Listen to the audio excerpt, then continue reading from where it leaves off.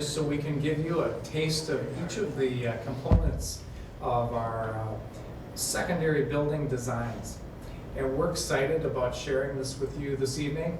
We have a number of people from Wold Architects and ICS, our construction management crew, and I'll introduce them in just a few minutes. But I just want to start with just a thank you to our secondary principal, Butch Manning.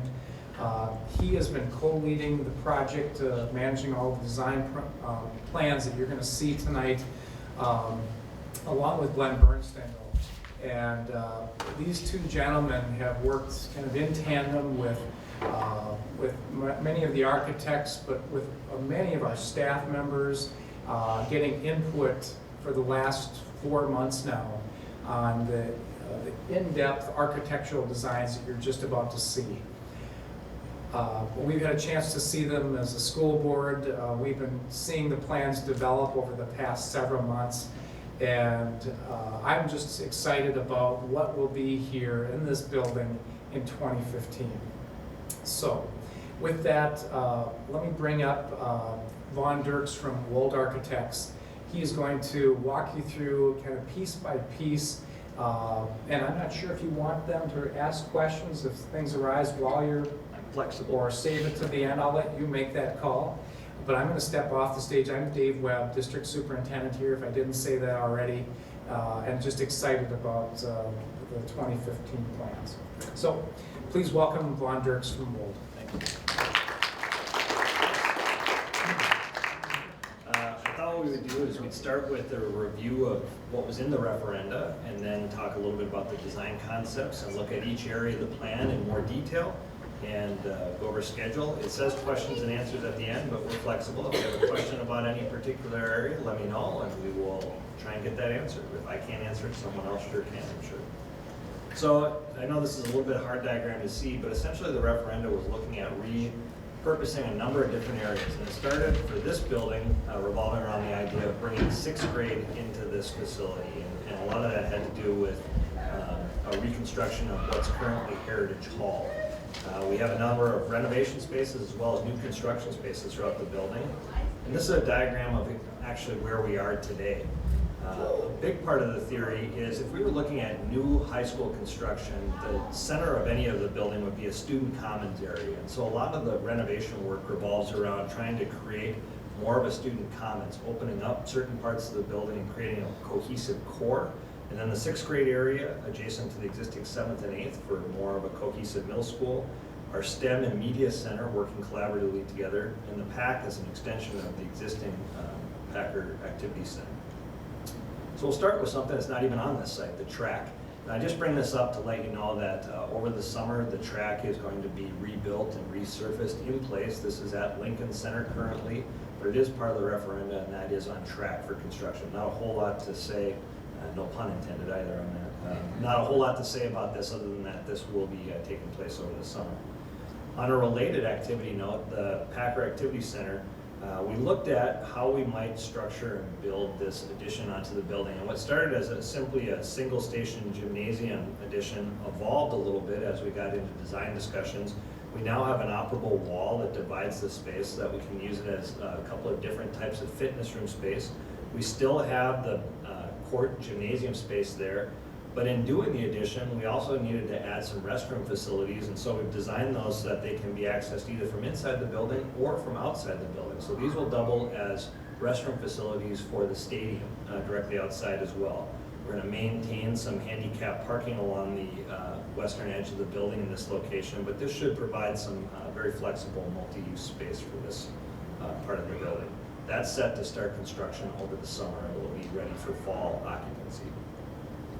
Moving into the building, we'll tackle this in different components for the building. And I probably want to preface this by saying I work with a lot of different school districts, and something very unique about this project is the level of reinvention and really re-examining what you're doing from a curriculum standpoint is really phenomenal. A lot of districts will tackle 1 or 2 areas at a time, but you're tackling some major issues. You're bringing 6th grade into a cohesive middle school environment and really examining how that complements your MYP. you're reinventing traditional technology and industrial technology and creating a pre-engineering STEM facility, science, technology, engineering, and mathematics. You're rethinking how a media center and a library works for the future and really developing a lot of new standards that should bring you well into the next 15, 20, 50 years as you move forward. So I applaud you in terms of what you're doing, and it's been a significant part of what's guided the design decisions. So moving into that STEM area, currently in place, if anybody would like to see what traditional looks like, I invite you to take a tour of that area, talk to the school, and go look at traditional woods labs, traditional metals labs, things that have been in place for 50, 60 years at this point. They're underutilized spaces, as well as spaces where the technology is now surpassed. There's a couple of existing photography studios and dark rooms, things that really aren't even being taught at the college level anymore.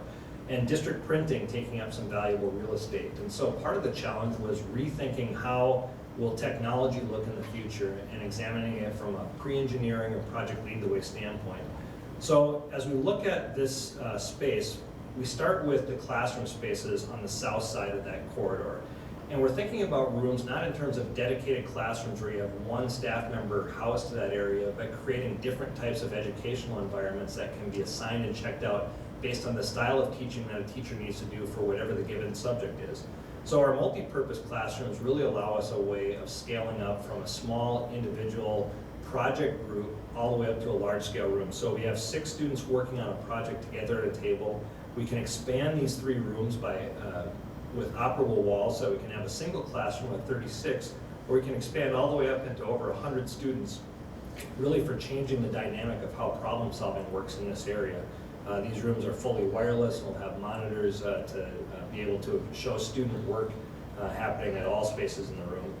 Adjacent to that, and what's currently district printed, we have an inquiry-based classroom. So much like the small 6-student problem-solving spaces, these are very technology-driven in that there's a large monitor at each one of these stations for them to work in small groups together, project their work onto the board, and work from an instructor where they can be able to see what's going on throughout the room at any given point. As we move across the space, we have a little bit more of our collaborative area where we have students working one-on-one with staff before and after school in what's currently the resource space as the hub to this area. We have a staff office area to house not only staff who might be dedicated to this area, but to also provide workspace for staff on their prep hours in between classes in this area as they use the different types of spaces. The resource area is a place where there'll be not only technology, but also project storage for students to work on their STEM initiatives in this space. And directly adjacent to that is our high-powered computer lab.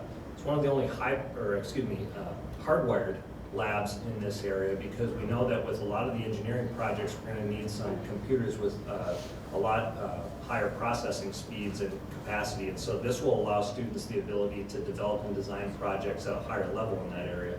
The rest of the spaces all remain mostly wireless, and we'll use mobile technology as a way of enhancing that. On the back side of the space, our lab spaces now, instead of having traditional woods and metals, have been replaced by 3 different types of labs. We're calling them a design lab, a robotics lab, and a fabrication lab, but another way to think about it might be clean lab, hands-on lab, and a tool-based lab. So in our design lab, students will really be developing and designing the types of projects that they'll be working on. It's more laptop-based instruction. It has a 3D printer, plastics type environment, fabrics. So a way of really thinking about what it is that they're going to build. And as they move over into the robotics side, they have the chance to actually develop a lot more hands-on experience with the types of activities they're doing. Robotics, actually, for example, one. Engineering, we'll have drill presses, welding, a number of different tools that can be accessed from the fabrication lab and pulled out to make this space as flexible as possible. And our fabrication lab relies on devices like a CNC lathe or a router, for example, things where we're going to be programming what we want the machine to do and bringing it into this area to get it done. So a very different style of thinking about how engineering might work in the building. This is directly adjacent to the media center, which I'll show you in a second. And a common link, you can see part of it here, is our studio space. As students develop their projects, They're using multimedia formats to be able to display and show and share those. They'll be able to use the studio for editing and mixing of that, display it in the resource area, a number of different display spaces around the area as we move forward. So a very, very different way of thinking about technology as we move into the future. As we move to the media center, a lot of these discussions revolved around similar ideas. What's obsolete technology? Where do we want to go in the future? And we started thinking about that common space and creating a more cohesive environment for the school. As it is currently, the existing cafeteria space is isolated in one part of the building. Our entry comes into another part of the building, our admin's in another part of the building, and they're not very well connected. And so our starting dialogue revolved around the idea of, if you think about the media center and what types of things you have in there currently, there's things that you need to secure, your books, your computers, things of that nature. And there's other things that should be available to students at all times of the day, seating, tables, spaces to work interactively. And so we started by saying, what if we move the secure line of the media center back a little bit further, create a way of securing the things that need to be secured, but really open up that student common space as soon as you enter into the building. So now we have, directly adjacent to the lecture room you're sitting in right now, we'll have space on both sides that will be more interactive for students. We'll have soft seating, different types of furniture, different types of tables in that area to really create more of a student commons as you enter the building.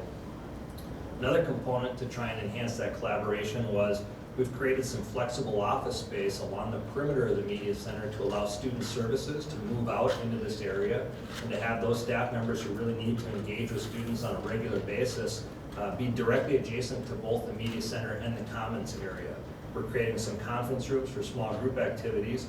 And then across the hall from that, we have some spaces that are both student collaboration spaces as well as community spaces. A big part of the referenda was spaces the community would be able to use, both for computer technology as well as classroom technology. And so we've got those directly adjacent to our entry space as we come into the building to allow that to happen. A computer lab and some flexible classroom space. This is both small group and large group through the use of operable walls to open that up.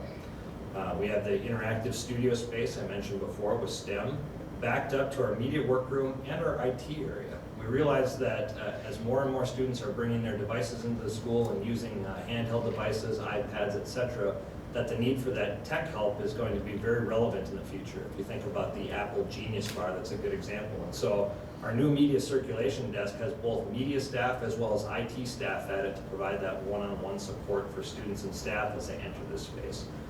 The secure area for that media center then becomes your large group gathering space, your study areas, your collaborative zone, and our more quiet stack areas for the books, some small study tables in that environment. So really creating some different zones within that media center itself. A couple of big parts for the student commons area that are changes are one, the career center. Currently located near the back of the existing media center, it's very buried. It's hard for recruiters to attract students' attention back in that area. And so we're relocating the career center near the front of the building. This will do a couple of things. One, it will bring it a little bit more front and center, and so it'll create greater student awareness. But two, it allows recruiters the ability to work in a collaborative, flexible environment, or if they need some large-scale space, to move into the flexible classroom space and give it a little bit more presence. The second item revolved around some student comments as this district did some surveys of what do you think the media center should be. They said we want a place where we want to go. And so we asked a few more questions around that, and coffee kept showing up. The ability to have some snacks kept showing up. And as we look at any design problem, we try and look at other issues in the building. We knew our a la carte area in the cafeteria was maybe a little bit small. And so we're relocating a la carte into a more central location to allow us to be able to sell coffee, breakfast before school, provide student interaction after school and community interaction after school out of a more centralized location as the hub for that area. All of this space is directly adjacent to the existing cafeteria in this location, which leads us into our next big change. We know that we need some more dining space as sixth grade comes over into the building. And so the space currently adjacent to the existing cafeteria that's known as the senior commons is going to be enclosed to create some more dedicated dining space, but it also becomes flexible lecture space, large group gathering space for different types of activities, not unlike the one we're having tonight in this area. It was important for us to think about, this is the original 1920s building, the one that started the whole history of the district, and so we're maintaining that architecture throughout the building. retaining that look of the 20s building as the core of the space and important for us for that history. And then finally, probably the most important piece to this whole project is the 6th grade edition. And that revolved around asking questions around history as well. And knowing that we had limited square foot or footprint to deal with, it does involve the demolition of the old gym for the building, what's sometimes known as Old Heritage Hall, and reconstructing that into a new 6th grade center and multi-purpose space on the 1st floor. So let's take a look at the 2nd level of that. The 2nd and 3rd levels will be dedicated to 6th grade, and this is their own suite, if you will. On 2nd floor, it's directly adjacent to the existing music area. 7th and 8th grade is directly south of this space. So in each of the suites, they'll look very much the same from 2nd floor to 3rd floor. You start with a group of dedicated lockers for the students on that floor. As you move into the space, we have 4 classrooms and a lab space. The classrooms can be set up and arranged in different types of educational configurations. Our wet lab can accommodate a number of different functions, science, art, anything that's more hands-on. And adjacent to that space, we have a resource area for a breakout or pull-out space for an extended learning environment outside the classroom spaces. Each of the floors will have its own dedicated staff office, so the staff that teach in this area have the ability to office in a defined area instead of a defined classroom. We have toilets for both students and staff on each level, and then to accommodate access between the floors, we're building an intervening staircase to go from 2nd to 3rd floor for the 6th grade. So as a 6th grade student, you really can spend the bulk of your day in this environment and only leave this area for different types of specialized activities like your phy ed or your cafeteria or art or music. On the 3rd floor, very similar to the 2nd floor. The big feature on 2nd floor is that we now have a way of bringing music instruments. Instead of carrying down the staircase, we can wheel them directly into a new elevator that brings us to the stage level and down to the 1st floor. So that also resolves a conflict from the past in the district. 1st floor, this is the existing stage to give you some context. We're doing a number of different things here. We're building some flexible classroom space above the 2-story wrestling area right now. We still maintain the wrestling on the lower level, but this will give us some more classroom space. And we're making a large multi-purpose room that can accommodate a number of different functions, dance line, music, PE activities. We'll have their own dedicated bathrooms for this area. They may access off the corridor or off the room. We're still working on some of the design components for that.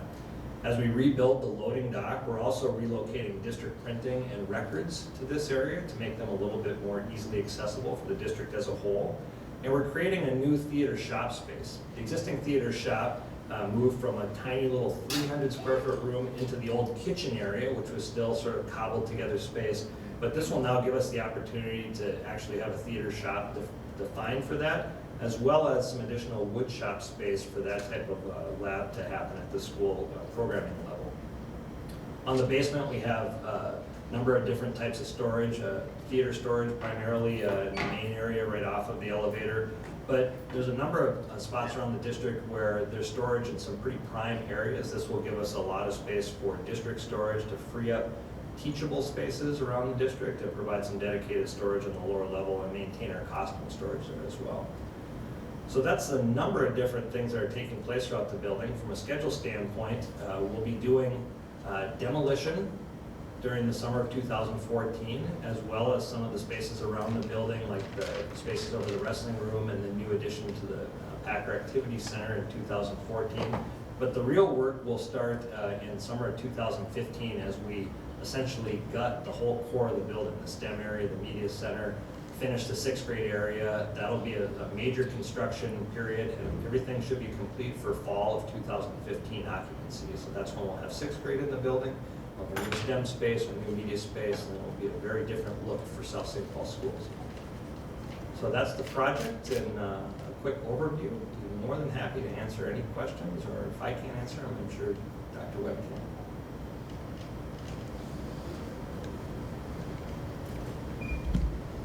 Questions that you have?